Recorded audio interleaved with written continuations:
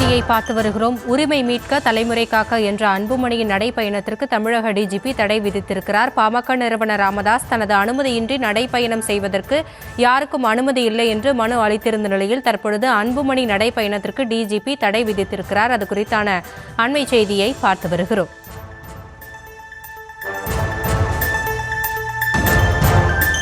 தமிழக மக்கள் உரிமை மீட்பு பயணத்தை இன்று தொடங்கியிருக்கிறார் பாமக தலைவர் அன்புமணி ராமதாஸ். முன்னதாக இந்த பயணத்திற்கு பாமக நிறுவனர் ராமதாஸ் எதிர்ப்பு தெரிவித்திருந்த நிலையில் இன்று பயணத்தை தொடங்கி அவர் பொது குழு கூட்டத்திலும் பேசினார். அந்த காட்சிகளையும் முன்னதாக பார்த்திருந்தோம்.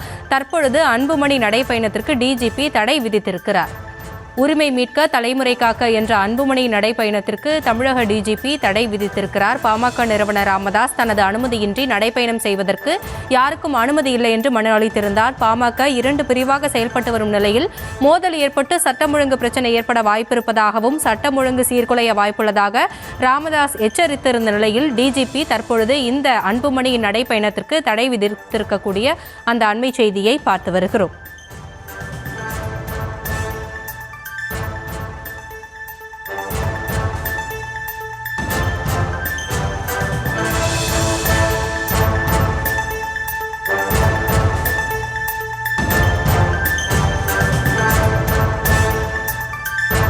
இன்றைய தினமே இந்த நடைப்பயணம் தொடங்கிய நிலையில் இன்றைக்கே தடை விதிக்கப்பட்டிருக்கிறது. விவரங்களோடு இணைகிறார் எமது செய்தியாளர் பாரிகார்த்திக். விவரங்களை வழங்கலாம்.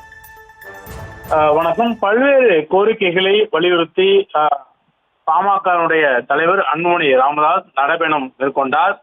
அந்த நடைபயணத்தின் போது பல்வேறு கோரிக்கைகள் முன்வைக்கப்பட்டது. குறிப்பாக அதாவது மாநில அரசின் சார்பில் பல்வேறு விஷயங்களை குற்றச்சாட்டாக காட்டியும் அதே போல பாமக வந்தால் எதையெல்லாம் செய்வோம் என்பதை குறித்தும் அந்த பிரச்சார விளக்க நடைபயணமானது துவங்கியிருக்கிறது.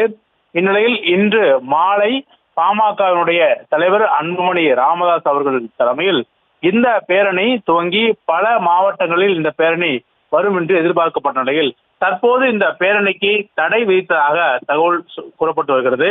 பல்வேறு கோரிக்கைகளை வலியுறுத்தான் இந்த பேரணியானது தொடர்ச்சியாக நடைபெற்று வரும் நிலையில் மாநில அரசுக்கு எதிராகவும் அதே போல பாமக ஆட்சிக்கு வந்தால் எவையெல்லாம் செய்வோம் என்பதை குறித்தும் கூடுதலாக பேசப்பட்டு வந்தது.